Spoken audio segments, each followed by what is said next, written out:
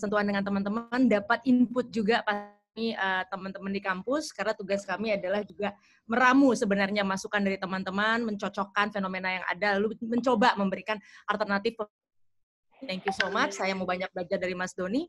Nah, terkait tadi pertanyaannya new normal, mungkin yang paling seru adalah ketika orang bertanya, ini Indonesia siap nggak sih? Karena mungkin sebagian dari kita melihat secara kasat mata, kalau saya selalu bilang ada akrobat-akrobat personal lah. Ini kok masyarakat kayaknya nggak serius, lalu kok kayaknya tidak punya rasa kedaruratan, jalanan juga sudah macet berat, padahal gerbang new normal belum betul-betul dibuka misalnya. Dan banyak lagi kejadian-kejadian sosial kita dari mulai jenazah yang direbut paksa, lalu orang yang rame-rame kemudian menolak rapid test dan lain-lain. Nah, ini memang kalau kita hanya sekedar melihat simptom tersebut secara sederhana, mungkin akan menimbulkan kefrustasian dalam diri kita bahwa waduh bagaimana ini nasib bangsa. Kalau boleh kita duduk dengan tenang, dengan kepala yang lebih jernih, sebenarnya kita tidak perlu khawatir. Masyarakat kita secara sosial ini sebenarnya masyarakat yang sangat fleksibel. Karena dalam konteks akademiknya, karakteristik masyarakat kita relatif lentur. Ini merupakan satu hal yang positif dan perlu kita jadikan pegangan untuk percaya diri menuju new normal tadi. Namun juga ada kewaspadaan-kewaspadaan yang perlu dilakukan. Dalam konteks keluasan pertama misalnya. Luas itu kalau kita bisa lihat bagaimana misalnya dalam 3 bulan terakhir ini hal-hal yang sebenarnya sangat menyentuh faktor emosional masyarakat kita terkait dengan tradisi ritual ibadah sebagai salah satu contoh yang tidak bisa dilakukan sebagaimana mestinya, ini tuh tidak menimbulkan satu konflik sosial yang besar di masyarakat. Ini menunjukkan bahwa suasana kemarin ketika Pilpres misalnya, ketika ada faktor politik masuk, itu memang berbeda pasti. Tapi artinya sebenarnya secara umum masyarakat kita ini controllable kok, manageable. Bahkan kalau dibandingkan dengan masyarakat asing gitu, Barat misalnya atau Amerika, secara spesifik kita bisa lihat reaksi masyarakat kita ini oke gitu. Artinya kita tidak perlu kemudian menuding bahwa wah ini masyarakat kita tertinggal, ini masyarakat ini nggak beres nih, nggak atau pemerintah gagal dan sebagainya. Menurut saya tidak demikian. Kita perlu dengan jernih lah. Dengan jumlah masyarakat yang ini, tentu saja memang ada beberapa yang pemahamannya masih belum utuh tentang apa sih yang terjadi dengan corona. Dan catatannya ini kan tidak hanya terjadi di kita. Sebenarnya karena apa? Dalam konteks corona ini tidak ada orang di dunia satupun yang sebenarnya siap. Jerman menyisakan problem bahkan menterinya saja sampai bunuh diri misalnya. Amerika bukan main pusingnya dan lain-lain. Artinya ada 2 hal yang selalu saya sampaikan. Pengetahuan dan pengalaman. Tidak ada orang yang benar-benar memiliki pengetahuan tentang penyakit ini, dan kedua pengalaman. Ini yang kemudian melatar belakangi kenapa ada sebagian warga yang karena pengetahuannya lemah, karena tidak punya pengalaman, tidak punya reference tentang ini gimana nih COVID, sehingga kemudian mereka tidak punya reason to believe untuk misalnya menaati protokol yang ada, arahan dari aparat dan sebagainya, sehingga yang muncul adalah tadi menolak rapid test misalnya. Kemudian ya tadi sampai yang ekstrim mengambil jenazah dan lain-lain itu, tapi tidak bisa dimaknai sebagai bentuk ketidakpatuhan, karena secara umum baik dari berbagai studi riset yang paling sederhana, misalnya pergerakan manusia yang bisa dicek melalui Google misalnya, menunjukkan ketika dari awal sekitar pertengahan Maret 13, 15, 16 Maret berbondong-bondong semua institusi sudah stafnya dan aktivitasnya, itu angka pergerakan orang makin turun kok. Nah, memang yang menarik ketika menuju Lebaran, ini kemudian ada peningkatan. Tapi artinya sekali lagi saya melihat secara umum kita tidak perlu khawatir. Nah, kalau tadi kemudian dikaitkan dengan gimana nih dengan proyek nasional kita untuk revolusi mental yang sudah dimulai 5 tahun lalu, ya ini ada satu momentum besar menurut hemat saya, yang dalam 2 aspek, yaitu melakukan percepatan ada banyak hal yang kemudian momentum ini perlu tanda kutip kita rayakan karena mempercepat banyak hal. Tapi satu sisi kita juga tidak perlu sedih atau merasa ini sebuah kegagalan kalau memang pada akhirnya kita harus mundur dulu. Karena memang situasi ini bukan situasi yang bisa kita kontrol juga terkait dengan pandemi. Jadi artinya saya selalu percaya bahwa di tengah-tengah krisis ini jangan kemudian sudut pandangnya adalah selalu sudut pandang yang pesimis. Optimis tapi juga dengan catatan itu tentu saja penting. Kira-kira dari saya sementara demikian. Oke, kita harus optimis tapi harus dengan catatan, Mas Doni. Mas Doni, pemerintah sendiri melihat ini sebagai momentum emas untuk ini menjadi momen untuk menguji, mewujudkan dan menguji program yang dicanangkan oleh Pak Jokowi, revolusi mental, untuk melihat perubahan yang sangat drastis memang dalam kebiasaan kita sehari-hari, atau ada sudut pandang lain dari Mas Doni? Baik, jadi kalau kita bicara revolusi mental, sebenarnya ini sudah lama ya, dan bukan saat pandemi ini saja kemudian ini harus diluncurkan atau digaungkan kembali. Nah, hal yang penting sebenarnya Presiden berkali-kali mengatakan momen ini adalah momen yang tepat untuk kita kembali pada substansi dari Pancasila, yaitu apa? Gotong royong. Gotong royong, solidaritas, ya, yang berkecukupan membantu yang berkekurangan, ya, itu harus dilakukan saat ini. Karena apa? Ya, di semua negara, ya, tentu saja, ya, anggaran ada, tetapi, ya, tidak bisa diandalkan sebagai sumber satu-satunya untuk menangani pandemi. Ya, pemerintah sudah mengucurkan mungkin hampir 500 triliun sekarang dan akan dinaikkan lagi untuk mengatasi pandemi ini, juga dampak ekonominya terutama bagi mereka yang ekonomi lemah. Gitu. Tapi inisiatif yang muncul di masyarakat, ya, misalnya ada bantu tetangga, itu ada gerakan yang dilakukan oleh teman-teman di Ikatan Alumni.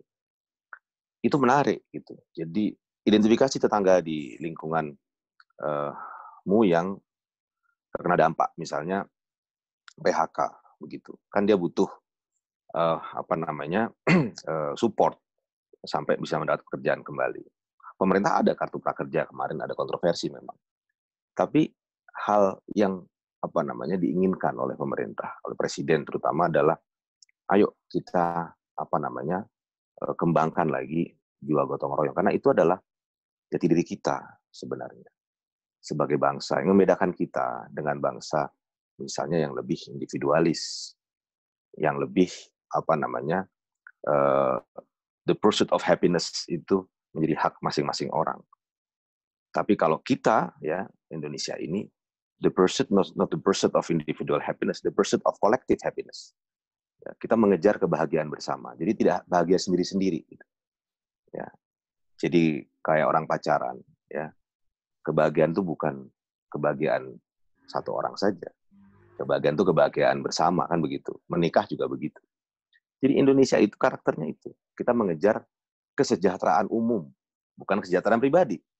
Mengejar kebahagiaan umum, kebahagiaan kolektif, kebahagiaan bersama. Dengan apa? Dengan berbagi.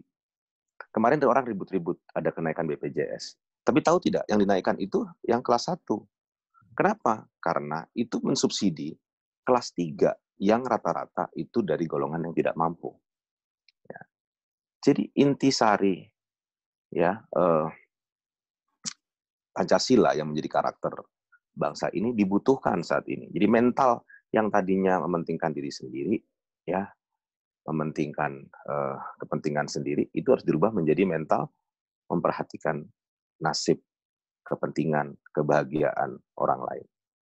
Contoh sederhana, kenapa kita harus memakai masker? Kalau ditanya, ya supaya kita tidak tertular. Itu alasan individualis. Ya. Tapi kalau alasan komunalisnya atau alasan kolektifnya adalah supaya saya tidak menularkan, ya, COVID-19. Kalau saya tanpa gejala misalnya, saya tidak menularkan itu kepada 1, orang tua, lansia. 2, mereka yang memiliki penyakit bawaan. anak-anak yang imunitasnya belum terbentuk. Nah, ini yang sebenarnya harus menjadi satu kesadaran bersama. Ya, kita mengikuti protokol kesehatan itu tidak semata-mata untuk menyelamatkan diri sendiri, kita menyelamatkan orang lain yang lebih lemah dari kita. Nah, mentalitas ini ya yang harus tertanam ya di masyarakat. Sehingga ya ketika orang keluar otomatis dia menggunakan masker tanpa ada razia, tanpa ada checkpoint, tanpa ada satpol dan polisi. Dia langsung menggunakan masker karena begitu dia keluar rumah dia langsung sadar bahwa saya tidak ingin menularkan. Jika saya tanpa gejala, saya tidak ingin menularkan ini kepada orang lain. Kesadaran itu tumbuh ya, secara kolektif. Gitu. Ya. Nah, yang kedua, di saat pandemi ini, ya, memang dalam demokrasi biasa, ya, pemerintah dipersoalkan, banyak kebijakan-kebijakan itu biasa, tidak ada masalah sama sekali. Ya. Tapi kemudian yang harus ditahan adalah fitnah, hoax, dan character assassination. Ya, itu yang harus dalam situasi seperti ini yang dibutuhkan itu suatu situasi yang kondusif, situasi yang tenang bagi semua kita, bukan hanya pemerintah, tapi seluruh komponen masyarakat untuk bekerja mengatasi pandemi ini. Ya, jadi bukan pemerintah tidak mau dikritik, kritik saja. Saya juga berkali-kali ya di publik ya menerima banyak kritikan, banyak sekali gugatan, catatan. Itu saya kira masukan yang penting ya untuk pemerintah. Ya, tapi tidak hoax. Gitu. Kalau mengkritik pakai fakta, pakai data. Ya, kayak kemarin terus terang bansos dikritik ya karena banyak yang salah sasaran, orang yang sudah meninggal, orang yang sudah pindah domisili. Langsung waktu itu Presiden mengatakan ya, tolong bansos ya pendataannya diperbaiki. Perintah Presiden langsung itu. Itu kan artinya pemerintah responsif, ya, tidak alergi, ya, tidak apologetik atau membela diri. Semua diterima. Nah, terkait dengan survei sekarang, kita tahu bahwa kepuasan publik turun. Saya malah memprediksi turunnya harusnya lebih jauh, tidak hanya 3%. Kenapa? Karena kondisi saat ini sulit sekali. Pengangguran sekarang sudah hampir 3 juta. Ya. Dan ini efeknya luar biasa terhadap ya pendapatan rumah tangga. Ya, terhadap cicilan, kewajiban-kewajiban. Pasti tidak puas. Ya, pasti tidak puas. Di negara-negara ya seperti Amerika pun ya, masyarakatnya turun ke jalan mendemo pemerintah. Pasti tidak puas. Dan dalam kondisi sulit seperti ini turun 3%, saya kira itu sesuatu yang patut disyukuri. Harusnya turunnya mungkin 5-10%, bahkan lebih gitu. Karena tidak bisa ditutupi bahwa ya kondisi ini sulit sekali. Kondisi ini tidak mudah bagi semua orang. Saya itu tiap hari karena muncul di TV dikira representasi teknokratik dari pemerintah. Jadi di DM ada penjual cendol, ada tukang pijat tunanetra, ada ibu-ibu yang tadinya go masas gitu. Itu DM menceritakan kondisinya yang sangat sulit. Ya. Nanya gimana mendapatkan bansos, gimana mendaftar prakerja, ya. Gimana kemudian bisa mendapatkan keringanan, terutama cicilan-cicilan. Ya. Percaya atau tidak, ya. Seniman, pekerja seni yang saya kira itu hidupnya cukup lumayan, itu ternyata pun ya karena sekarang hampir berapa bulan ya tidak ada kegiatan, tidak ada event, itu betul-betul kesulitan. Kewajibannya tertunda. Gitu. Jadi saya di DM banyak sekali aduh, yang kasihan ibu-ibu itu. Dia bilang, saya ini ya janda anak satu. Bayangkan ya, saat ini saya beli beras saja tidak bisa. Karena saya udah nggak bekerja lagi. Anaknya masih SD. Gitu. Nah, artinya apa? Kondisi sulit seperti ini dialami ya masyarakat. Pasti tidak puas. Karena tadi saya katakan, anggaran ada. Ya, anggaran cukup besar. Tapi tidak cukup untuk kemudian bisa mengatasi semuanya. Ya. Supaya Dari cukup itu, berarti solidaritas apa ya, itu yang harus betul. ditumbuhkan bagian dari Itu saya katakan bahwa bukan revolusi mental yang seperti digaungkan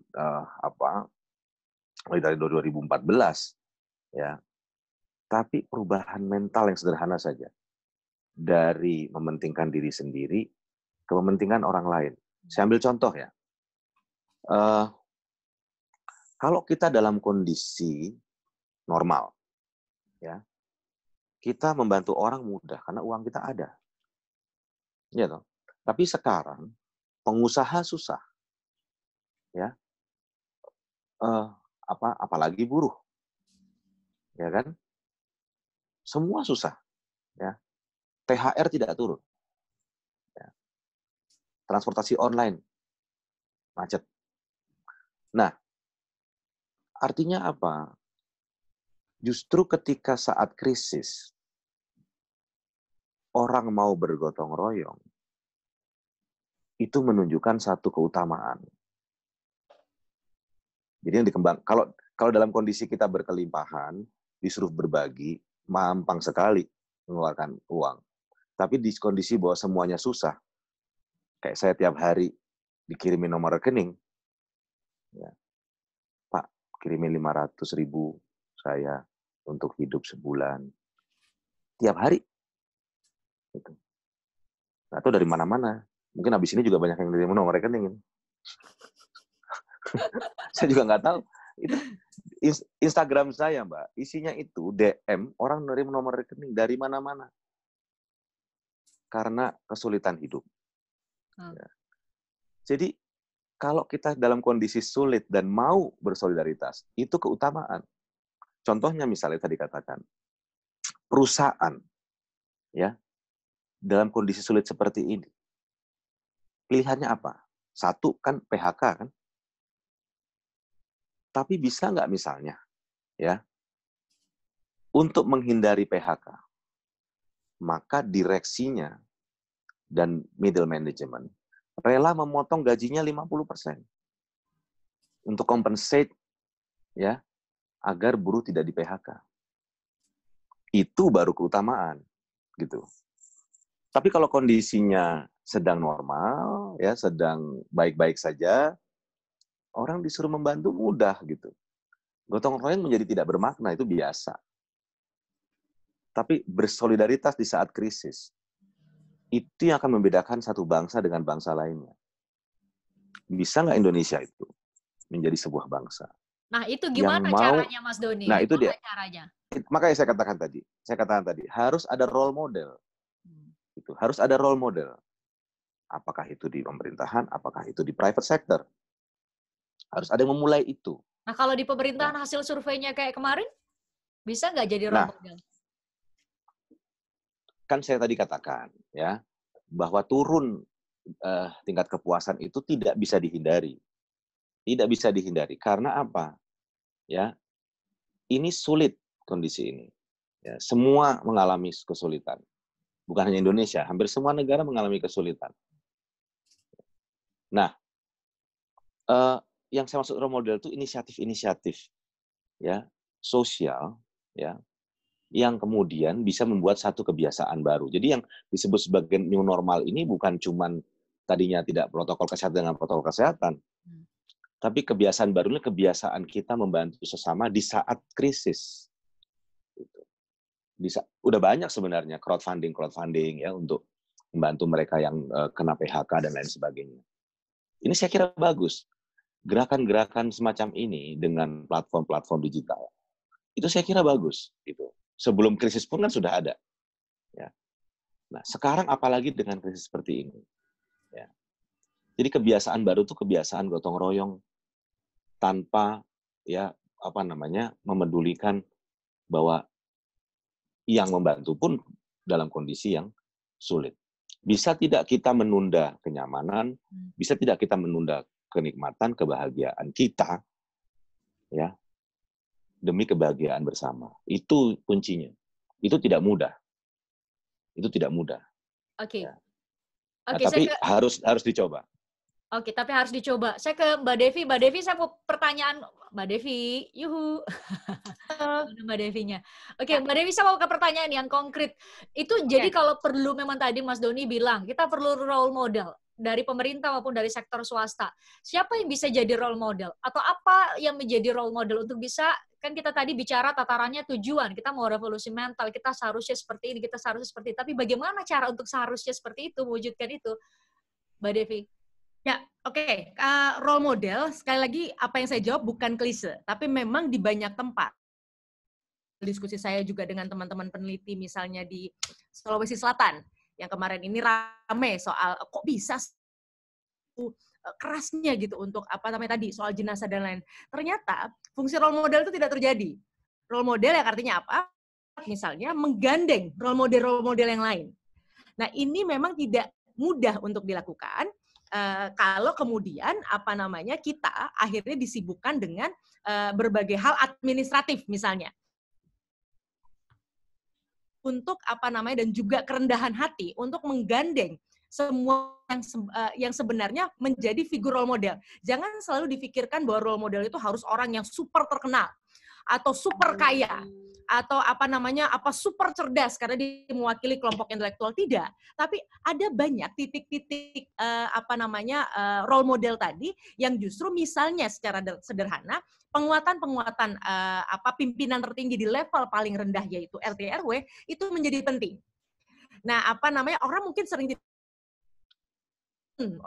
masih perlu role model dan sebagainya. Problemnya tadi yang disampaikan oleh Mas Doni juga, solidaritas, komunalitas itu memang masih menjadi DNA sosial masyarakat kita.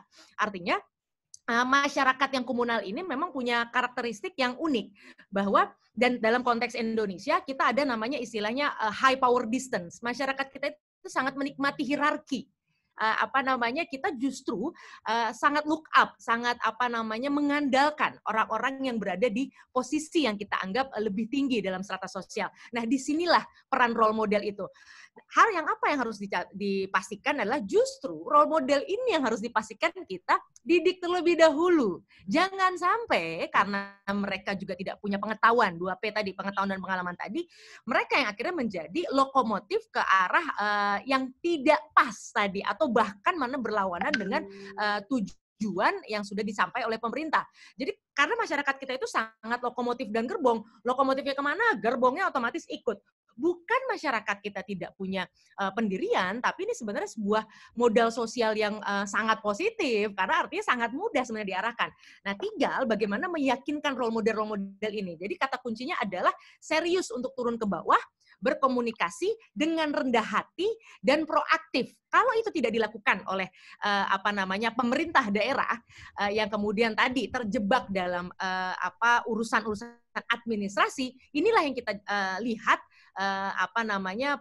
akrobat-akrobat masyarakat tadi. Jadi bukan masyarakatnya yang salah, tapi aparatnya belum serius untuk merangkul masyarakat di bawah. Oke, Mbak Devi, tampaknya sinyalnya Mbak Devi kurang oke. Tadi saya ada pesan dari teman-teman dari Detik TV, katanya mau minta recordnya, jadi mohon visualnya bagus. Jadi kayaknya mungkin Mbak Devi bisa memperbaiki atau geser mungkin dikit kali ya, supaya audio visualnya oke, supaya teman-teman dari TV juga bisa pakai ininya. Saya mau ke Mas Doni tadi, bagus tadi bahwa ya harusnya ada yang mengambil peran itu, bahwa mereka yang di level middle up itu mengambil peran, termasuk juga pemerintah. Nah, saya mau fokus ke persepsi publik yang menilai Presiden Jokowi turun 3%, tapi kalau dilihat pemerintah terhadap pemerintah dalam hal ini, kalau saya sempat wawancara Mas Burhanuddin Muhtadi, Direktur Eksekutif Indikator Politik, bilang publik itu mempersepsikan menteri-menteri itu kurang ada koordinasi sampai tingkat bawah kurang. Termasuk tadi Mas Doni kasih contoh soal bansos. Nah, jangan sampai kemudian ini berimbas pada imbauan untuk sama-sama kita masuk ke tatanan baru justru kemudian tidak terlalu didengarkan atau tidak didengarkan sama sekali oleh publik atau oleh rakyat. Nah, adakah langkah yang dilakukan khusus untuk membuat kita sama-sama disiplin, menumbuhkan kesadaran tadi kata kunci yang kita gunakan dari tadi, Mas Doni? Iya, jadi sekali lagi pemerintah sudah bekerja keras, ya, ambil beberapa kebijakan-kebijakan yang diambil itu betul-betul ditujukan, difokuskan, terutama bagi mereka yang paling terkena dampak. Ya, Presiden sudah memerintahkan ya agar bansos itu harus cepat, ya, tidak terlalu birokratis, tepat sasaran, karena mereka yang paling membutuhkan. Ya, prakerja juga akan dievaluasi, apakah memang itu nanti porsi insentifnya akan lebih diperbesar, karena memang sekarang sedang dibutuhkan. Nah, tetapi di luar itu, tentu saja pemerintah, Presiden pernah menghimbau, saat ini adalah saat yang tepat untuk kita mengembangkan gotong royong. Nah, saya tadi kan mengatakan ada role model. Saya ambil contoh deh sekarang, yang paling mudah. Kalau kita order GoFood, ya, saya sebut ini di sini ya, brand. GoFood di sini, kan ada pesan di situ. Ketika kita order kan, ada pesan. Ya, berikan tips lebih. Karena waktu PSBB, Gojek itu tidak bisa mengantar orang, hanya bisa mengantar barang. Artinya pendapatan satu-satunya untuk pengemudi Gojek itu adalah dari mengantar makanan. Ya. Itu dari private sector-nya, dari perusahaannya. Masyarakatnya juga kemudian tumbuh kesadaran. Ya, misalnya order makanan 2, 1 ambil, satunya dikasih kepada pengemudinya. Terjadi secara spontan semacam itu. Ya. Nah, hal semacam ini saya kira itu menumbuhkan kesadaran bersama. Menumbuhkan satu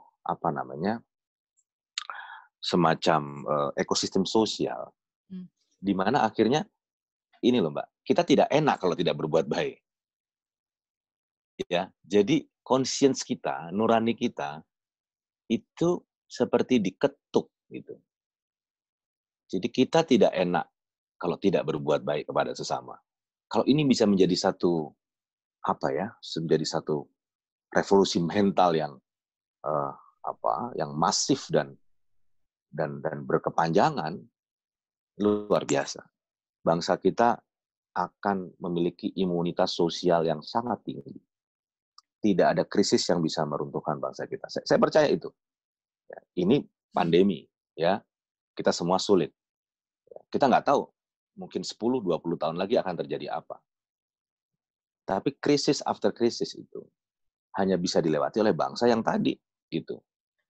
Ya, ada orang-orang yang peduli, middle up peduli, pemerintah bekerja keras. Tadi kata Mbak Devi, ya, turun ke bawah dengan penuh kerendahan hati. Ya, tidak sebagai birokrat, tapi sebagai sesama bangsa Indonesia yang ingin membantu saudaranya. Bukan sebagai lurah, bukan sebagai camat, tapi sebagai manusia yang punya hati nurani dan tidak ingin melihat saudara sebangsanya itu berkesusahan. Nah, itu yang akan membuat kita tahan dari segala krisis. Tapi, ya, begitu kemudian kita gagal mengembangkan ini, kita menjadi bangsa yang sangat individualistik, ya, bangsa yang suka menebar hoax, fitnah, dan asasinasi karakter. Percaya, sebesar apapun anggaran pemerintah keluarkan, krisis ini tidak akan selesai. Karena krisis ini bukan cuma krisis kesehatan, tapi juga krisis ekonomi dan krisis sosial. Begitu, Mbak. Oke, Mas Doni tadi Ya, bicara, kita dari tadi bicara soal solidaritas emosional. Saya ingat tulisan dari Pak Yudi Latif beberapa waktu lalu di ya, Kompas dengan judul saya lupa, tapi dia mengutip seorang jurnalis di The Diplomat bilang bahwa betul seperti kata Mas Doni, sejarah perjalanan bangsa ini menunjukkan bahwa solidaritas emosional membuat kita bisa lepas dari penjajahan, kemudian kita melewati krisis 98, kemudian krisis ekonomi 98, kemudian berbagai bencana yang terjadi di negara ini. Tapi itu solidaritas emosional, tapi solidaritas fungsional dalam hal ini adalah infrastruktur pemerintahan itu dinilai masih lemah. Termasuk juga koordinasi dan sebagainya, dan itu tercermin betul di hasil survei indikator politik. Artinya kan ada yang harus diperbaiki kalau begitu di betul. apa di um, uh, apa uh, solidaritas fungsional tadi, atau ada yang harus diperbaiki dari koordinasi di pemerintah, katakanlah antara pemerintah pusat dan pemerintah daerah aja, Mas Doni. Ya, itu betul. Ya, jadi Presiden kan mengatakan bahwa dalam situasi krisis ini bantuan kepada mereka yang yang sedang berkekurangan atau sedang terkena dampak itu harus ya dilakukan cepat. Artinya rantai birokrasi itu harus disederhanakan. Itu satu. Yang kedua, birokrat juga ya di daerah itu jangan ya memperlakukan mereka yang membutuhkan itu semata-mata sebagai objek gitu ya. Ya pokoknya udahlah yang penting tugas saya selesai, terdeliver, jangan begitu ya. Tapi harus ada sense of humanity-nya gitu. Ya, datangi apa masalahnya, apa kesulitannya, apakah sudah cukup gitu. Itu saya kira penting. Betul kata Mbak Devi tadi. Kalau birokrat itu ya sudah ya terdistribusi selesai. Laporan dia ditulis semua beres. Tapi kan warga itu bukan cuma angka, Mbak. Bukan cuma yang tertulis di laporan. 500 warga di desa A sudah mendapatkan bantuan sosial. Kan mereka bukan cuma angka itu. Mereka adalah kepala keluarga, adalah ibu rumah tangga, adalah anak-anak ya yang punya kesulitan-kesulitan akibat krisis ini. Nah, kesulitan-kesulitan itu yang harusnya para dan ini dihimbau betul ya agar betul-betul memperhatikan. Pak Jokowi sendiri kan mencontohkan itu ya. Bagaimana beliau sering itu ya malam-malam ya dengan pengawalan minimal masuk ke ganggang ya, menyapa warganya. Bukan kebahagiaan yang sifatnya material yang diterima oleh warga itu, tapi sense of bahwa mereka merasa dihargai dan disentuh langsung secara emosional oleh kepala negara. Kenapa Pak Jokowi gitu? Pak Jokowi itu ingin semua juga begitu gitu. Di daerah juga jangan cuma mendeliver bansos selesai. Datangi, tanya, gimana Pak? Ya, apa ada kesulitan? Wah, anak saya putus sekolah Pak. Saya nggak bisa bayar SPP. Kayak gitu-gitu. Nah, jadi betul kalau di tataran civil society saya kira itu sudah berjalan ya. Tapi memang birokrat kita itu yang Pak Jokowi sering ingatkan juga ya. Harus punya empati yang tinggi, harus punya kepedulian yang tinggi, harus mau turun dan berbicara langsung tentang kesulitan-kesulitan yang dialami. Ya. Kemudian ketika bekerja itu bukan cuma asal tupoksinya terpenuhi, ya. Jadi lurah, camat, bupati, wali kota, ya. Itu bukan cuma asal terpenuhi tupoksinya, tapi betul-betul dia bekerja karena ingin menolong warganya yang kesusahan. Itu mental. Nah, itu revolusi mental di birokrasi. Nah, kalau selama ini kan ya birokrasi itu kan ya sudah ini anggarannya ya ini targetnya, kalau targetnya terpenuhi selesai ya, dalam laporan dituliskan ya outputnya apa, outcome-nya apa, selesai. Tapi kan bukan begitu. Jadi saya kira ya kepuasan masyarakat itu tidak hanya dinilai dari apakah dia menerima bansos atau tidak. Iya. Itu, tapi juga apakah aparatnya mau turun dan menyapa dan menyalakan keseluruhan. Tapi Jadi kan ada terbukti beberapa kepuasan-kepuasan kepala yang, daerah, Mas Doni. Tapi kan terbukti ya, beberapa kepala daerah bagus tuh elektabilitasnya, ada yang naik tuh Jawa Tengah, Jawa Barat, Mas Ganjar ya dan bagus. Pak Kan saya RK. kira itu kan justru kan saya bilang itu bagus. Kan Pak Ganjar, Pak RK, ya Bu Kofifa kan juga punya inisiatif-inisiatif yang saya kira membuat warganya merasa apa namanya tadi ya merasa puas ya terhadap services yang mereka sampaikan. Tapi kan saya mau katakan di sini, ya ada kalanya ya birokrat tuh lupa, dia kira bansos cukup gitu. Tapi ada hal-hal yang lebih sifatnya emosional juga yang perlu ya kalau cuman deliver bansos kan semua orang juga bisa. Tapi apakah dia mau turun ke bawah dan langsung menanyakan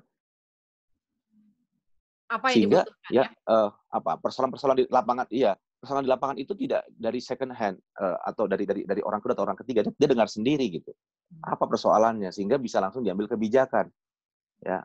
Mas Ganjar saya tahu dia rajin sekali di media sosial itu, saya lihat aduh nih kapan tidurnya nih, dia reply terus, ada anak SMP yang putus sekolah mention ada itu kan semua dia. Nah ini yang saya katakan jiwa pemimpin yang harusnya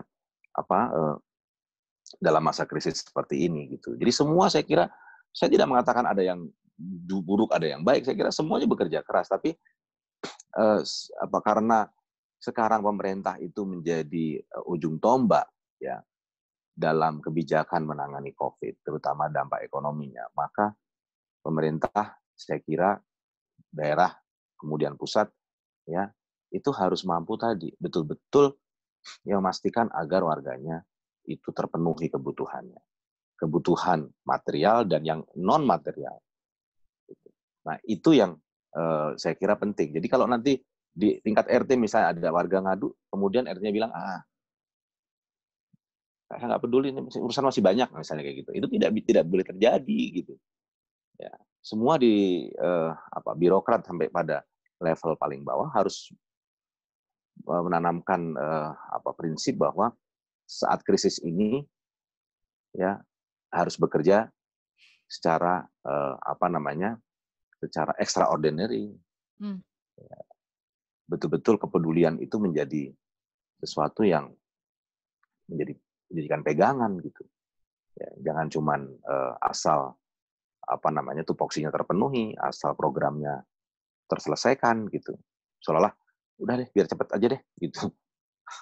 Ya cepet terdistribusi deh biar saya nggak ribet gitu kan, kadang-kadang kan begitu. Ini kan mental kita kan kadang-kadang seperti itu. Ya aduh banyak banget sih bansos ini nih, aduh pusing nih. Ya udah cepetan deh, yang penting selesai deh. Saya udah nggak mau repot lagi. Saya juga lagi mikirin rumah tangga saya juga lagi kesusahan, misalnya begitu. Ya kan tadi saya katakan dalam krisis kan semuanya mengalami kesusahan, Mbak. Gitu. Ya. Nah, jadi saya kira itu, Mbak, yang kalau kita bicara di level pemerintahan. Oke, Mbak Devi kayaknya mudah-mudahan udah oke audio visualnya. Saya ke Mbak Devi tadi, Mas Doni, sebelumnya saya buka sesi tanya jawab ya. Silakan kalau yang mau nanya teman-teman wartawan maupun dari teman-teman mahasiswa, saya lihat di daftar peserta ada mahasiswa dan juga dari profesional yang bergabung. Silakan raise hand di fitur Zoom Anda, nanti saya akan unmute dan bisa menyampaikan pertanyaan langsung kepada para narasumber. Ke Mbak Devi tadi berarti yang revolusi mental tidak hanya bicara soal perspektif warga yang misalnya di transportasi publik, warga yang di pasar, warga di mana. Tapi tadi revolusi mental juga kepada para birokrat yang mungkin kalau Mas Doni cerita tadi mungkin dia juga sambil ngurusin dirinya sendiri, atau jangan sampai hanya foto-foto dapat bawa satu kantong sembako terus foto ditaruh di media sosialnya. Tapi juga ini dalam konteks yang serius bahwa birokrat juga perlu untuk merevolusi mental, dia harus punya mindset untuk melayani sehingga kemudian punya wibawa untuk mengajak ayo kita berubah ke arah yang lebih baik. Ya, dalam situasi krisis ada sebuah analogi ilustrasi yang menurut saya tepat. Ibaratnya kita naik pesawat, mau kita duduk di bangku bisnis ataupun kita di ekonomi, ketika pesawat itu jatuh, semuanya akan selesai. Nah, ini yang harusnya kalau tadi dalam konteks yang disampaikan Mas Doni, para elit, aparat, atau kita-kita semua yang berada dalam kondisi yang lebih beruntung misalnya dibandingkan dengan saudara-saudara kita lain, dan merasa diri kita ada di kelas bisnis, kenapa kita harus peduli dengan teman-teman kita yang ada di kelas ekonomi? Karena kalau pesawat ini jatuh, selesai. Mau tidak akan memilih Anda di bisnis atau di ekonomi. Nah, kesadaran ini yang tadi Mas Doni sampaikan, memang dalam konteks negara komunal, komunitas komunal seperti Indonesia, dibutuhkan leadership. Nah, kenapa? Karena leader itu akan memberikan orientasi dan motivasi. Jadi kita ini kemana sih? Karena kan sekarang ini semua orang di seluruh dunia terkena virus vitamin K itu kan, kecemasan, ketakutan, kebingungan. Mau dia orang kaya, mau dia orang berpendidikan, dan sebagainya, semua orang berada dalam uncertainty. Baiknya uncertainty itu sebenarnya apa? Our true self itu akan keluar. Nah, coba bandingkan masyarakat kita dengan masyarakat Barat misalnya.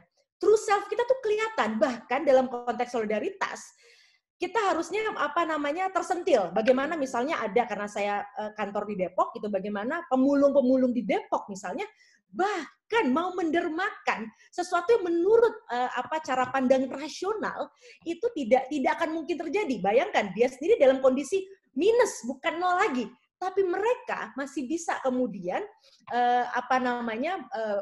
berbagi rasa emosi mereka terhadap warga lainnya. Nah, ini yang seharusnya juga dilakukan, bukan hanya dimaknai atau difahami oleh elit, karena sebenarnya mereka ini dampaknya lebih luas. Karena coba lihat, ketika ada kelompok-kelompok masyarakat yang tidak beruntung, kita mungkin hanya sekedar oh ya, hebat, bagus, bangga, tapi tidak kemudian mendorong kita untuk melakukannya. Tapi ketika itu elit yang melakukannya akan berbeda. Karena tadi, ekosistem sosial kita adalah ekosistem yang memang sangat patron klien. Yang artinya tadi yang dari awal saya sampaikan, lokomotif gerbong itu berlaku. Ketika lokomotifnya mengarahkan orientasi dan memotivasi gerbongnya, otomatis gerbongnya juga akan mengikuti arah yang sama. Bandingkan dengan Amerika misalnya, bentuk-bentuk solidaritasnya penduduk mereka lebih banyak, tapi kita lihat inisiatif-inisiatif warga itu jauh menurut hemat saya lebih banyak masyarakat kita yang dari segi secara nation country kita ekonominya tidak sebaik Amerika misalnya, tapi artinya dengan model penelitian yang sederhana melalui percakapan di media sosial dan sebagainya, terlihat bagaimana masyarakat kita itu tidak berhenti hanya dengan mengatakan, ya Allah, semoga ini segera berakhir, saya prihatin, saya doakan. Tidak, itu hebatnya negara ini. Masyarakat kita semua langsung melakukan take action. Nah, apa yang terjadi dengan warga yang tadi lagi-lagi saya ulangi, rapid test dia menolak mengambil jenazah, sebenarnya itu lebih kepada basic insting untuk menyelamatkan diri. Karena hanya ada dua biasa yang dilakukan oleh masyarakat.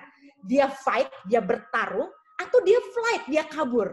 Nah, di sini gunanya leadership, agar ketika masyarakat merasa bingung, lost orientation, leadership lah yang kemudian mengarahkan, Anda nggak perlu fight, nggak perlu kabur dengan menolak rapid test, kemudian merampas jenazah misalnya.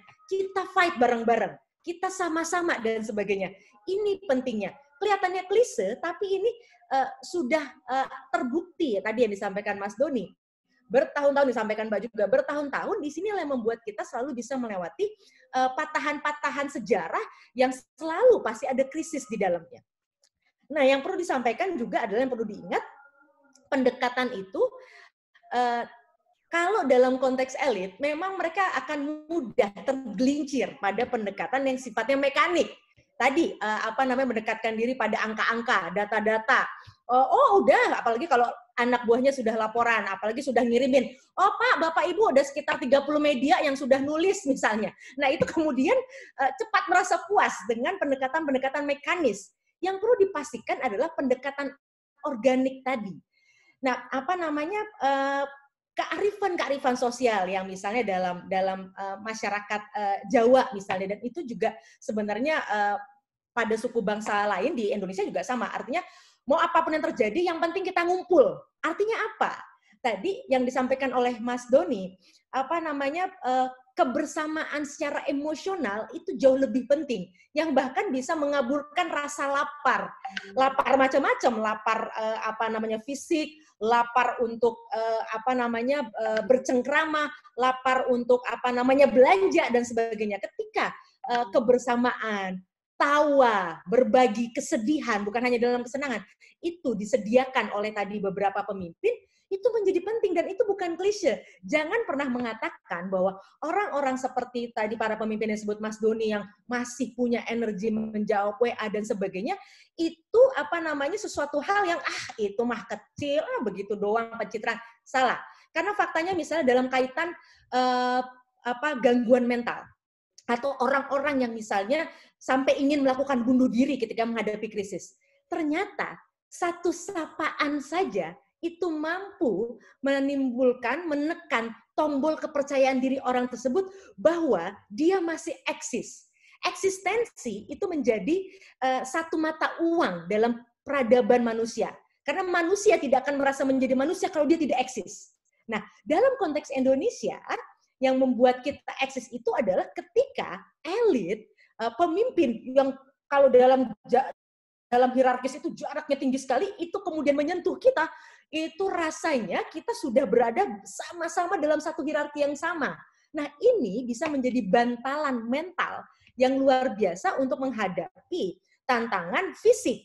Nah, kalau bicara tantangan fisik kan tadi lapar, nggak punya pekerjaan, bahkan dipecat, atau syukur-syukur ada yang masih kerja tapi gaji dikurangin, atau THR-nya dicicil, dan sebagainya, padahal ada kredit dan lain-lain. Nah, ketika secara mental mereka merasa nyaman dan punya hope, punya rasa percaya diri terhadap dirinya, terhadap pemerintahnya, dan juga pada masa depannya, ini menjadi lagi-lagi modal sosial dan kultural yang penting untuk terus dihangatkan oleh siapa? Lagi-lagi kepemimpinan dan elit tadi.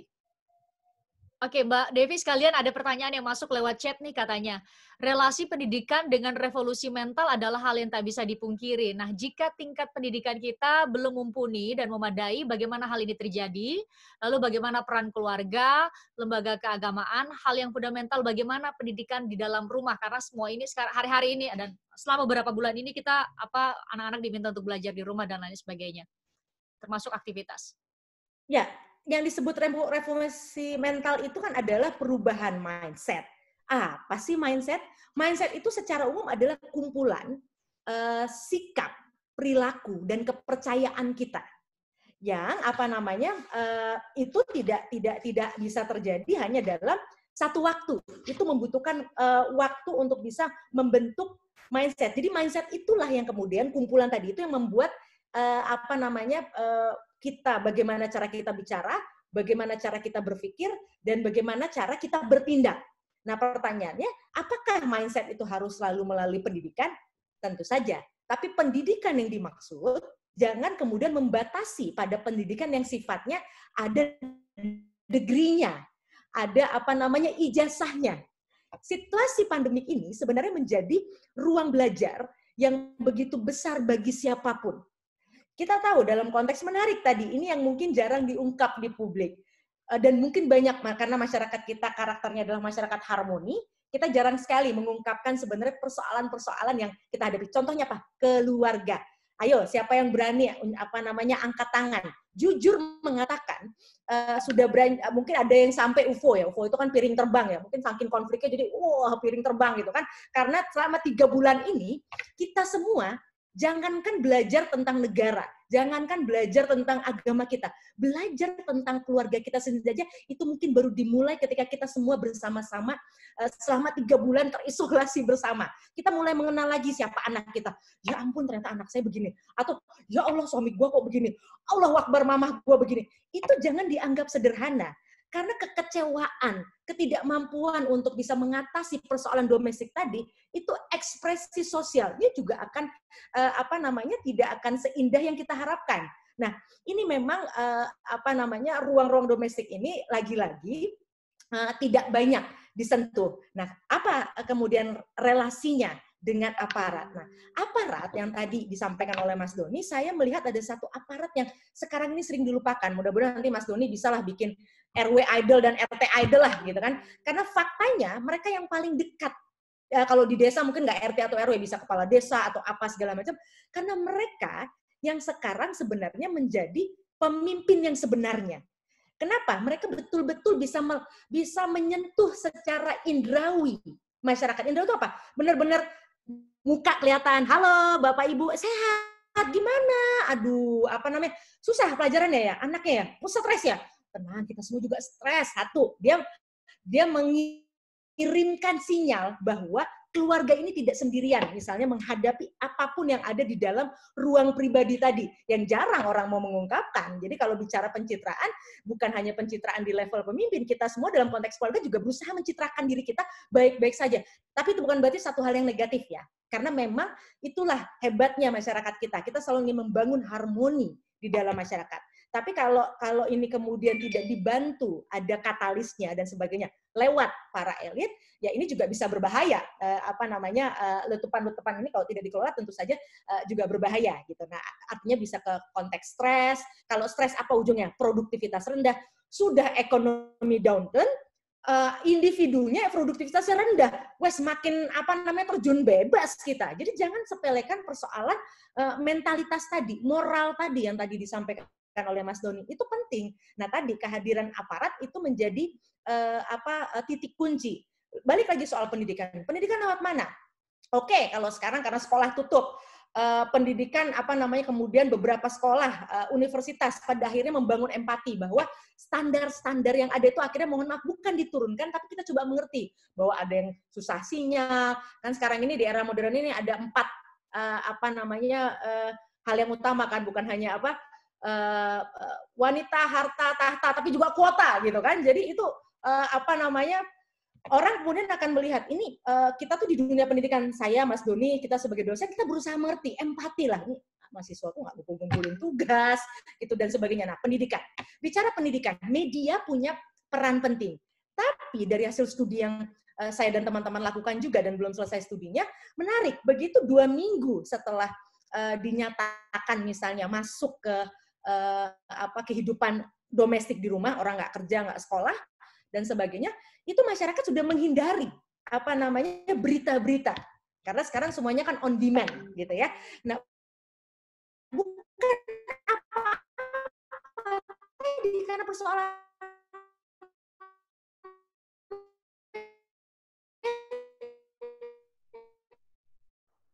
Nah, sinyalnya Mbak Devi kayaknya terganggu. Coba. Bukannya masyarakat kita tidak. Halo, sudah lumayan? Halo. Coba, nah lumayan. Oke, dilanjutkan. Oke. Sampai mana tadi jadi lupa. Pelupa kita. Tadi bahwa apa ya tadi ya? Edukasi. Oh ya, edukasi. Oke, media. Oke. Media kan sebenarnya punya peran penting untuk mengisi pendidikan tadi, yang dimana kampus, sekolah sekarang menjadi terbatas juga, begitu kan? Nah, tapi persoalannya masyarakat itu menghindari media. Bukan karena masyarakat nggak suka media, bukan karena masyarakat tidak suka ilmu, tidak suka pendidikan. Tapi tadi, masyarakat membutuhkan rekreasi. Di tengah-tengah 3 kata tadi, ketidakpastian, kecemasan, ketakutan tadi, mereka butuh rekreasi.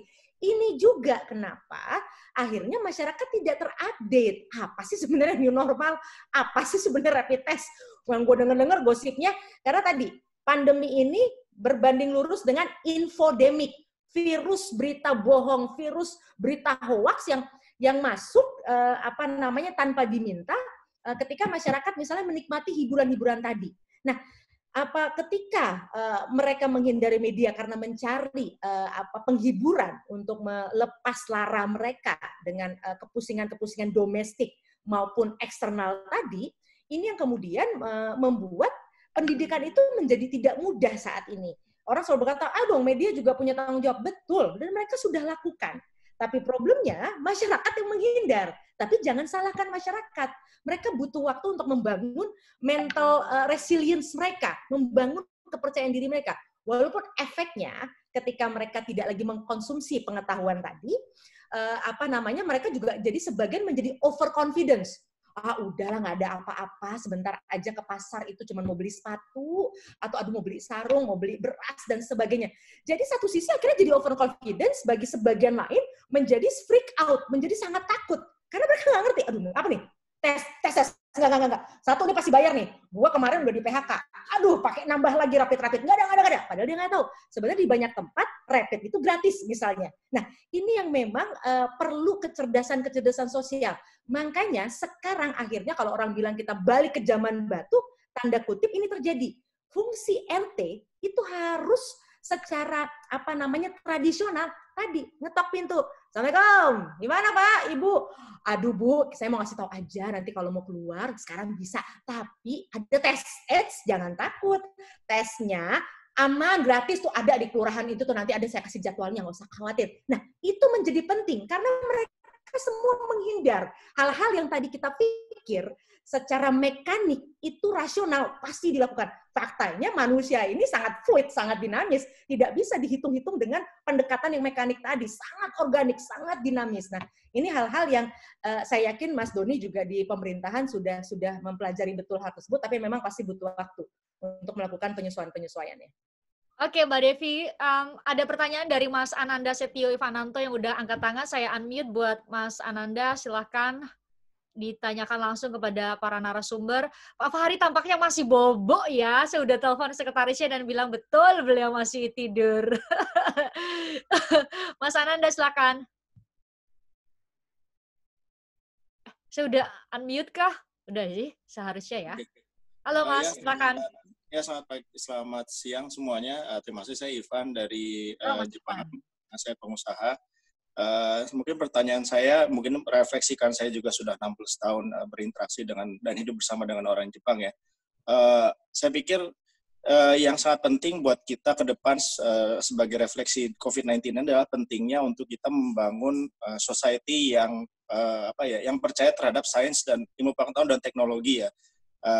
Dan saya melihat ini momentum yang sangat penting untuk kita menuju ke arah sana dengan COVID-19 ini. Tapi sejauh mana sih sebetulnya kita sudah menuju ke arah sana gitu loh, karena ya seperti kita bilang tadi, di luar dari masalah dari penyakit COVID-19 ini sendiri kan ada virus terkait dengan informasi yang hoax dan lain sebagainya yang sepertinya effort untuk memerangi ini sangat luar biasa besarnya gitu. Nah, bagaimana menurut Dr. Doni dan senior saya di SMA 8 Jakarta, Dr. Devi, saya kebetulan angkatan 2003, untuk kita bisa menuju kepada scientific society ya, atau intellectual society, karena ini penting untuk kita juga bisa membangun daya saing kita ke depan. Saya mungkin minta tolong pandangan dari para dokter-dokter saya ini, Dr. Devi, terima kasih. Oke, saya ke Mas Doni dulu kali jawabnya. Silakan Mas Doni, unmute dulu.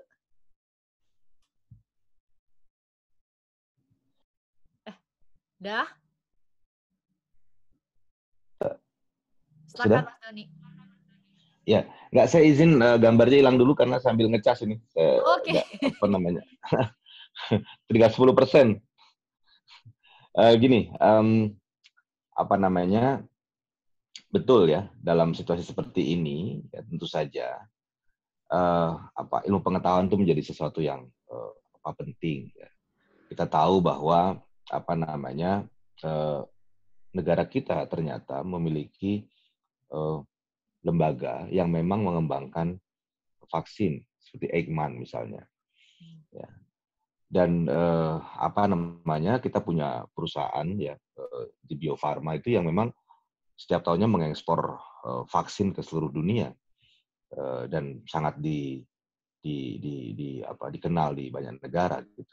Kemudian Kimia Farma juga memproduksi obat untuk penyakit menular yang mematikan. Nah, tapi kalau kita bicara masyarakat ya, yang paling sederhana adalah dalam situasi seperti ini, apapun yang disampaikan, apapun yang diutarakan, itu sebisa mungkin harus disertai dengan data dan fakta. Jadi, scientific society itu bukan kita semua menjadi ilmuwan, kita semua menjadi doktor, kita semua menjadi profesor, bukan. Tapi biasakan dalam percakapan publik, ya, apalagi di saat pandemi seperti ini, jangan menyampaikan informasi yang tidak terkorroborasi, tidak terverifikasi, informasi-informasi yang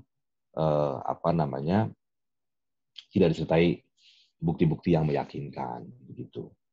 Ya, karena tadi ya, begitu kita sampaikan informasi itu dan viral dan ternyata itu sesuatu yang tidak berdasar, maka dampaknya bisa mengerikan, gitu. Ya.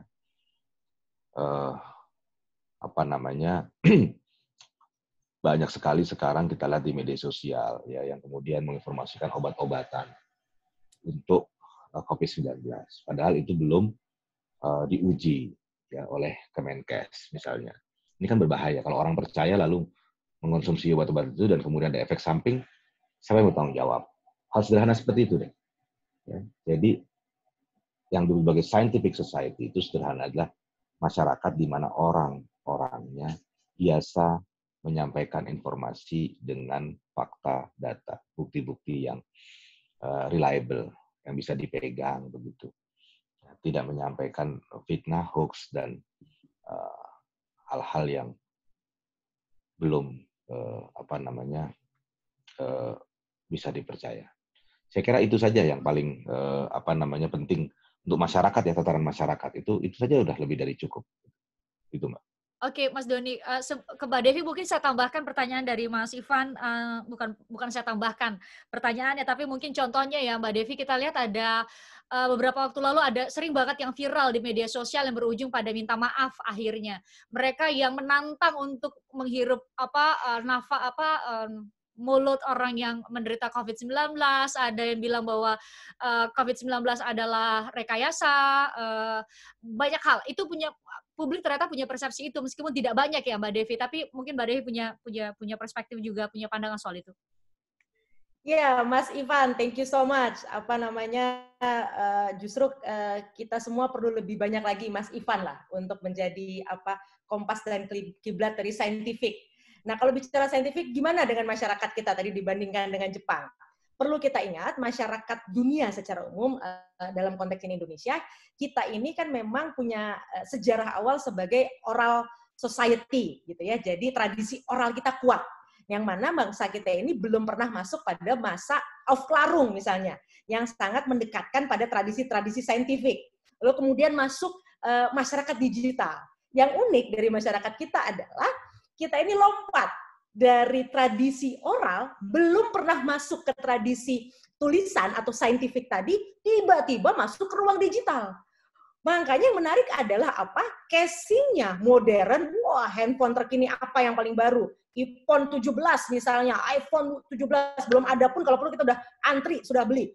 Dan sebagainya, laptop terbaru. Tapi softwarenya, perilakunya, itu masih perilaku masyarakat lisan tadi yang belum mendasarkan upaya dialektika yang berbasis tadi yang disampaikan oleh Mas Doni pada hal-hal saintifik, dan itu berlaku mau orang yang mohon maaf pendidikannya sudah tinggi sekalipun, mau kaya rayanya setengah mati setengah luar biasa keturunan bangsawan, pangeran dan sebagainya, perilakunya sama.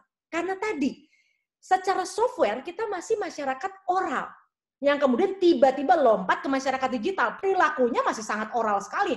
Makanya tuh bicara itu nggak dipikir segala macam, sembarangan dan sebagainya, tanpa diolah. Tapi catatan saya adalah jangan kemudian kita merasa masyarakat kita paling terbelakang lagi-lagi. Amerika yang secara data 70% masyarakatnya minimal lulusan SMA lah. Sedangkan kita World Bank kan selalu bilang 70% maksimal lulusan SMP. Jadi bagi yang sudah sekolah SMA saja, Anda semua, kita semua itu sudah elit. Nggak perlu S1, S2, S3.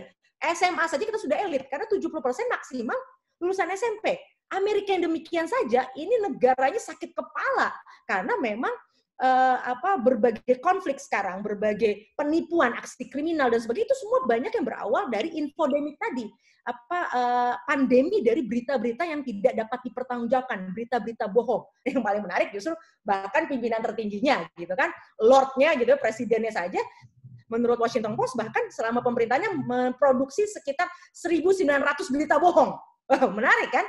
Nah, ini artinya apa? Balik lagi dalam konteks Indonesia, bagaimana pandemik ini membuat kita kemudian menjadi menemukan masa off larung kita, pencerahan kita. Sebenarnya simptom yang tadi saya sampaikan bahwa sebenarnya saintifik sudah mulai menjadi bagian dari masyarakat kita yang oral tradition ini terlihat ketika ada larangan ibadah, orang tidak mengamuk. Kita tahu kalau bicara sejarah peradaban dunia, bagaimana dulu Barat itu betul-betul juga dikuasai dengan kekuatan mohon maaf rohani, misalnya spiritualitas di atas saintifik. Nah, apa yang terjadi? Wah, itu tidak perlu kita ulang di sini. Tapi artinya apa? Ini ada satu pertanda positif sebenarnya.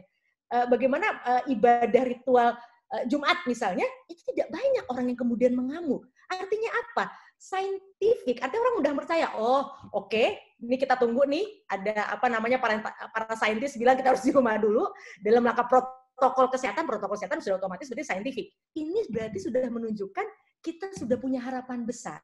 Kalau ia memang masih ada yang unik-unik, ya wajar. Karena apa? Kita belum punya, sebagaimana tadi Jepang, Mas Ivan pasti akan lebih fasih menyampaikannya bagaimana pendidikan itu menjadi pilihan utama ketika restorasi-restorasi, revolusi-revolusi yang dilakukan di negara itu. Nah, mudah-mudahan dalam konteks revolusi mental kita, memang kuncinya tetap adalah pendidikan yang dimulai misalnya dengan memastikan guru-guru kita adalah guru-guru yang terbaik. Nah, karena sekarang kita dari COVID kita belajar. Siapa sekarang orang tua yang rasanya tidak mau memeluk dan bersujud di hadapan guru anak-anaknya? Karena susah kan ternyata mengajari anak-anak kita. Momentum ini betul-betul akhirnya kita mulai menghargai profesi guru, profesi pendidik yang selama ini kita pikir, alah udahlah anak kita mau belajar aja pakai YouTube, pakai apa sekarang dan sebagainya. Sekarang kita baru sadar, kalau belajar dari tim-tim bola besar kan, pelatih itu tetap punya peran penting ya. Lihat MU ketika pelatihnya ganti kan mau skuadnya sekeren apa tetap beda. Artinya guru itu tetap menjadi penting. Nah, kunci pendidikan, kunci menuju masyarakat saintifik adalah untuk membangun mental tadi evidence based society, semangat untuk selalu bertanya apa iya ya, terus bagaimana caranya ya, itu tuh perlu dibangun lewat siapa dulu? Lewat guru dahulu, leadership dulu. Nah, ini yang kita para elit, saya yakin kita semua di sini elit. Kenapa? Kita pasti lulusan SMA. Kita adalah yang pertama punya tanggung jawab ini. Jadi mari paling tidak minimal kita menjadi leader di keluarga kita masing-masing. Mbak Devi, berikutnya ada Pak Muhammad Ramli, saya unmute. Silakan Pak Muhammad Ramli, saya sudah unmute sih. Aduh, kok nggak bisa di-unmute? Mungkin lagi mute sendirinya sendiri, jadi biasanya host akan bisa, kurang bisa. Oke, sudah Pak Muhammad? Iya, oke. Bismillah. Mungkin kameranya bisa diturunin ke bawah supaya kelihatan wajahnya, Mas, Pak. Nah, silakan. Baik, bismillahirrahmanirrahim. Assalamualaikum warahmatullahi wabarakatuh. Selamat siang semuanya. Saya kira ketika kita bicara tentang revolusi mental, sesuatu yang sangat fundamental buat kita semua, bahkan di belahan dunia manapun, ketika kita bicara revolusi mental, sesuatu yang sangat berharga.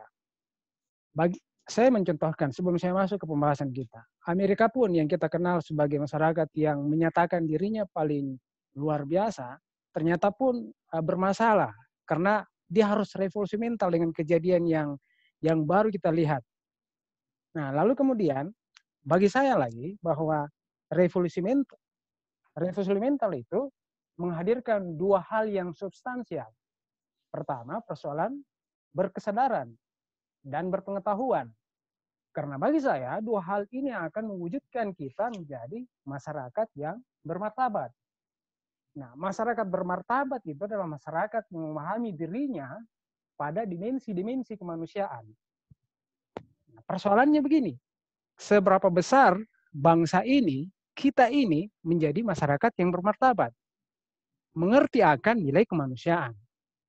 Saya kira tadi Mbak Devi maksud saya senang ketika saya menonton acaranya Kompas TV dan televisi nasional lain ketika beliau menjadi narasumber Saya kira pandangan-pandangan beliau luar biasa. Saya kembali, persoalannya bagaimana kita menjadi manusia yang bermartabat. Bagi saya, menjadi manusia bermartabat itu harus diciptakan dari entitas terkecil, dari ruang sosial kita. Adalah keluarga. Karena ketika kita membahas mana yang substansi, masyarakat atau individu. Karena persoalannya begitu Mbak Frits. Diskusi kita adalah yang mana substansi, yang mana mendahului antara masyarakat dan individu.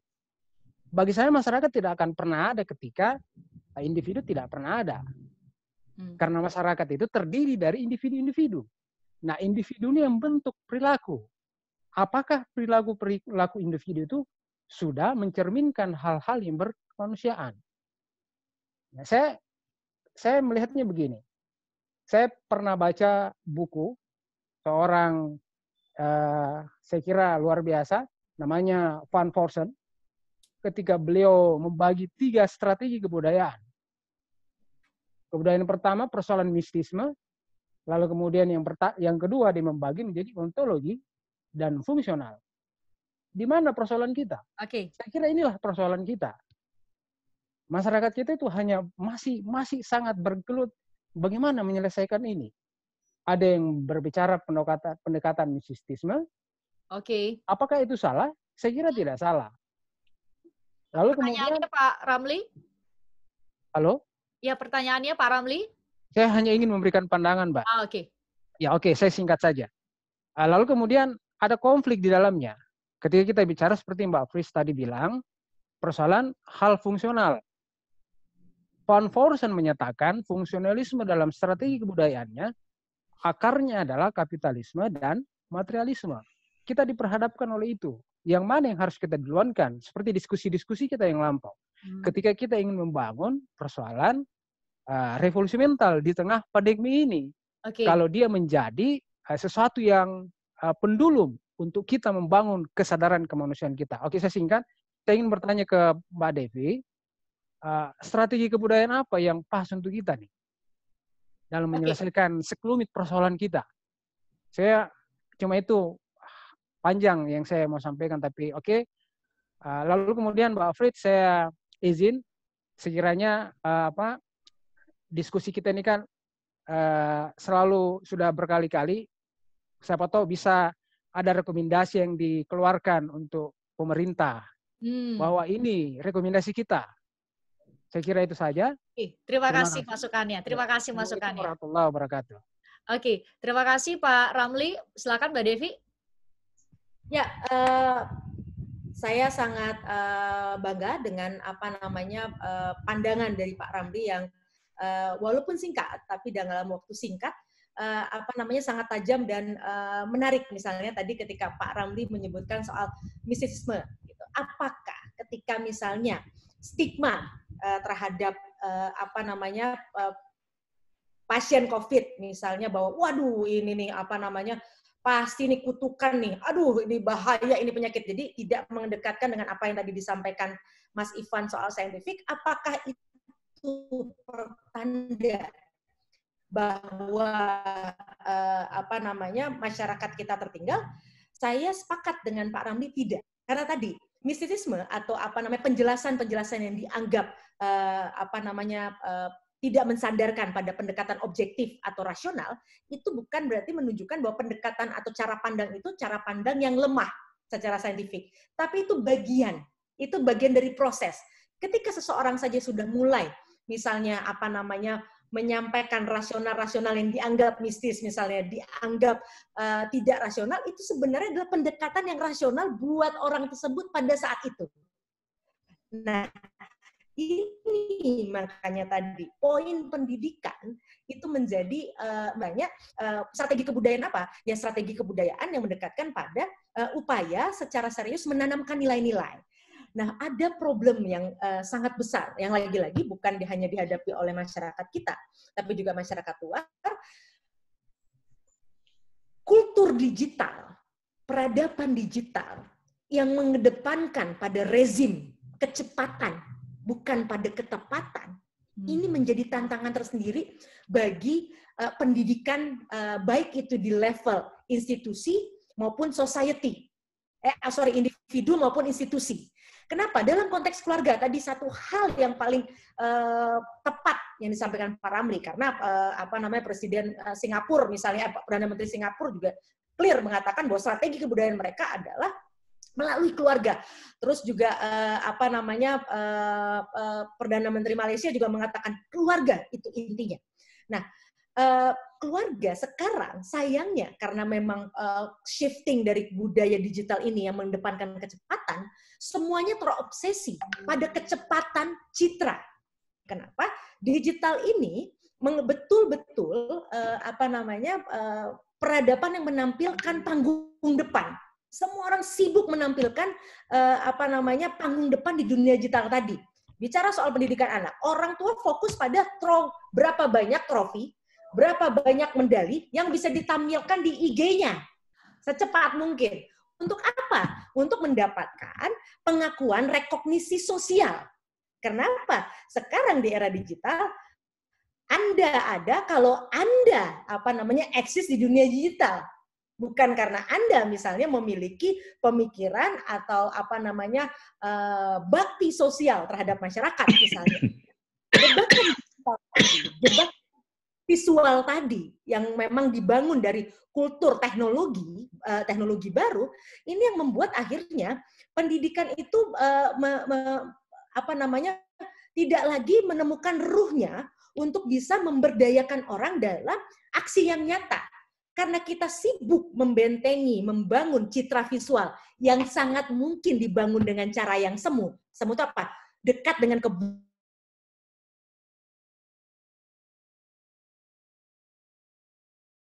bohongan dan penipuan, ini yang mengakibatkan aksi yang nyata itu menjadi sangat sulit karena ketika orang tua saja sudah terobsesi dengan materi-materi simbolik tadi, jangan harapkan anaknya kemudian akan tumbuh menjadi dewasa dan menjadi pemimpin-pemimpin yang betul-betul serius memperhatikan lingkungannya. Karena orang sekarang punya kecenderungan, bahkan mungkin saya sendiri, untuk lebih asik masuk mendandani citra visual kita daripada kita memperbaiki diri kita, dan lagi-lagi dalam konteks pandemi secara serius untuk menengok 4 penjuru kita. Depan, belakang, tetangga, kiri, kanan. Karena itulah kearifan sosial kita.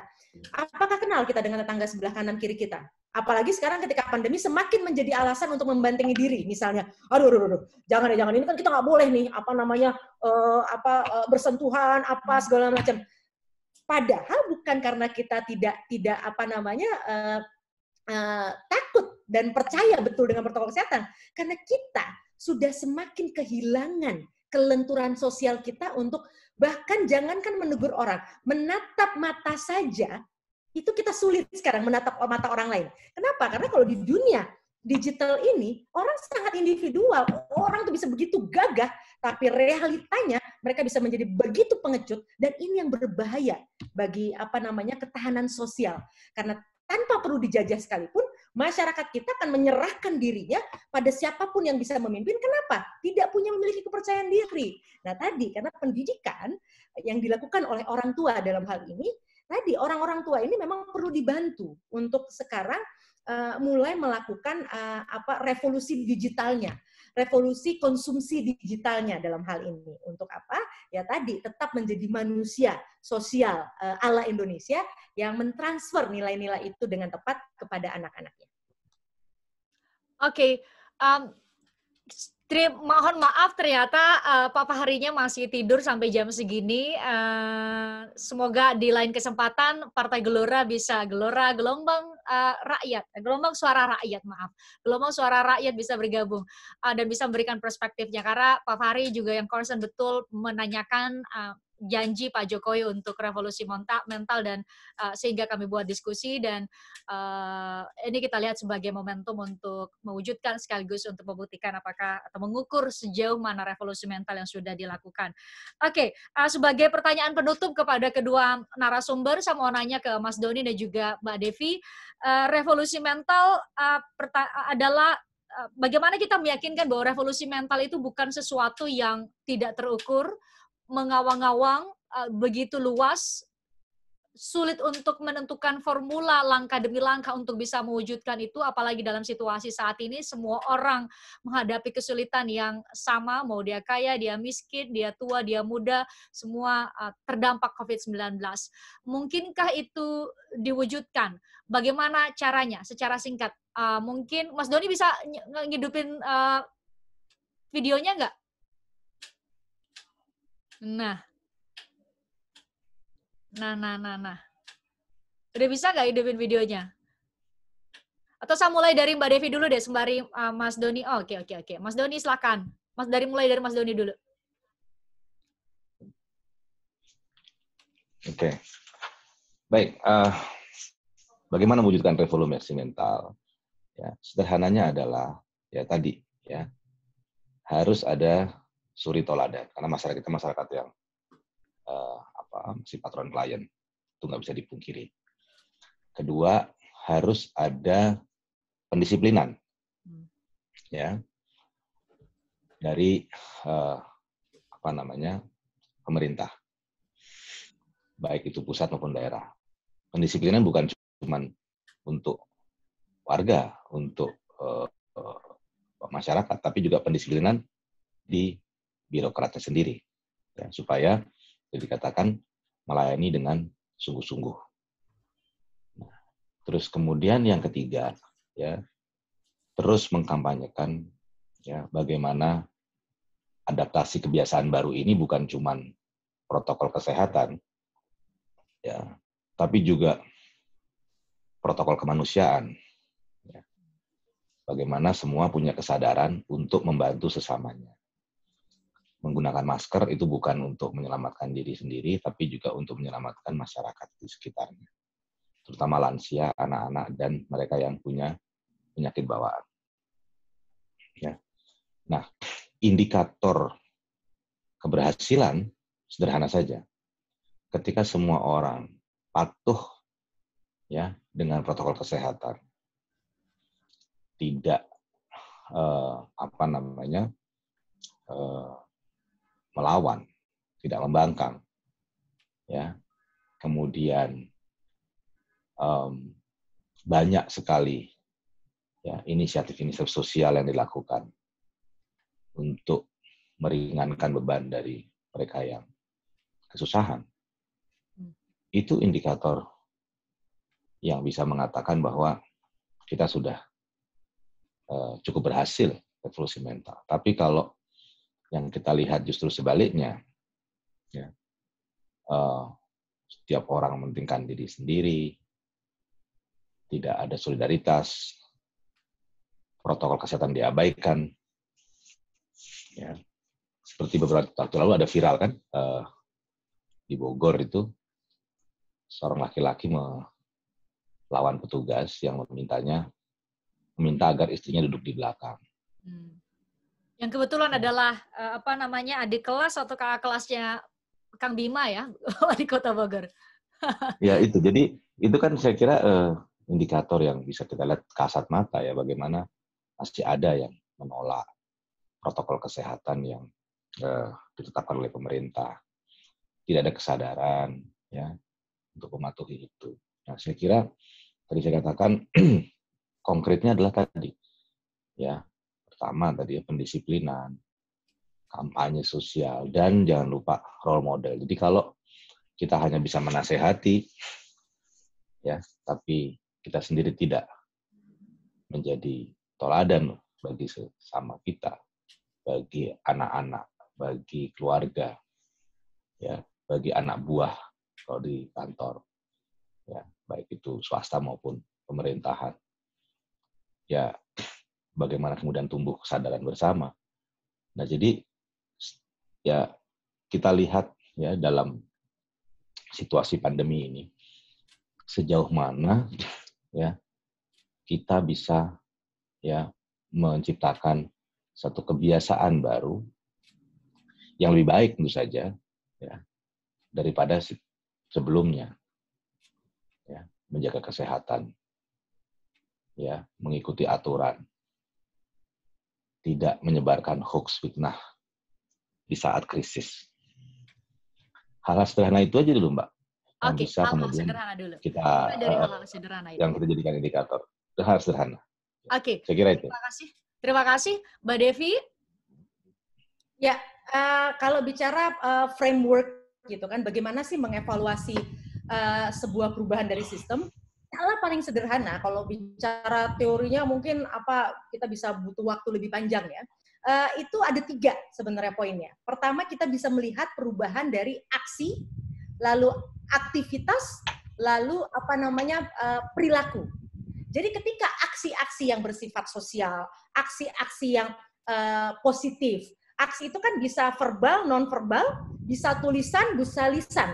Nah, ketika aksi-aksi ketika di media sosial misalnya, orang sudah mulai terbiasa menggunakan diksi yang positif, nggak lagi diksi yang sibuk saja saling menghakimi, sibuk saja menyampaikan kritik tanpa evidence, itu menunjukkan bahwa revolusi mental belum terjadi misalnya secara sederhana. Dan sekarang dengan sosial media, perkataan, aksi, dan itu semua sekarang sudah sangat bisa dikuantifikasi, bisa diukur, bisa ditarik datanya. Seberapa banyak komentar positif orang Indonesia misalnya dalam sehari. Nah, kayak waktu saya sekolah gitu, misalnya menarik gitu, baca surat kabar, misalnya ada surat kabar zaman itu. Di Inggris itu, semakin ke arah modern ini, penggunaan kata-kata, mohon maaf, kata-kata yang kasar, mohon maaf sekali, fuck dan sebagainya itu dan lain-lain dalam bahasa mereka itu semakin meningkat dan bahkan perempuan. Nah, itu menarik, gitu kan? Nah, apakah itu pernah dilakukan studinya di Indonesia misalnya? Yang mana sekarang dengan kehadiran Instagram, Twitter dan sebagainya itu semakin lebih mudah untuk diuji dan dilihat apakah betul masyarakat kita sudah punya mentalitas revolusi mentalnya sudah sukses dengan value-nya value yang positif. Lalu activity. Kita bisa lihat misalnya bagaimana kalau kemarin itu saya udah pernah presentasikan juga, kan ada sebuah stigma yang melekat pada kelompok milenial. Ada ini kalangan pemalas, generasi rebahan, nggak bisa diandalkan, egois, karena Time pernah menurunkan misalnya judul headline mereka me generation misalnya, yang menunjukkan bahwa kelompok milenial ini adalah kelompok yang egois. Ternyata itu dipatahkan di era pandemi ini. Kenapa? Karena justru inisiatif-inisiatif aksi sosial, inisiatif-inisiatif inovasi, penemuan-penemuan, riset dan sebagainya itu justru banyak sekali dimulai oleh generasi yang dianggap generasi rebahan, dianggap generasi egois dan sebagainya.